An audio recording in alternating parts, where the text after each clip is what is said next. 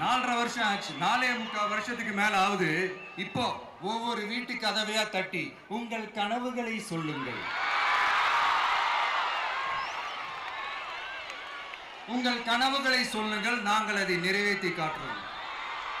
இல்ல, ஸ்டாலின் சாருக்கு மக்கள் சார்பா ஒரு கேள்வி.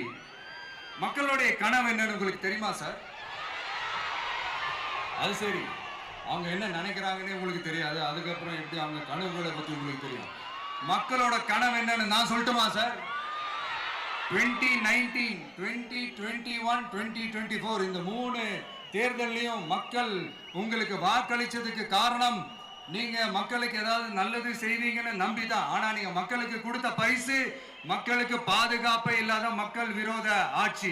அந்த மக்கள் விரோத ஆட்சியை அகற்றிட்டு அந்த இடத்தில் தமிழக வெற்றி கழகத்தை ஆட்சி பீடத்தில் அமைக்கணும் அப்படின்றதுதான் மக்களுடைய ஒரே கனவு.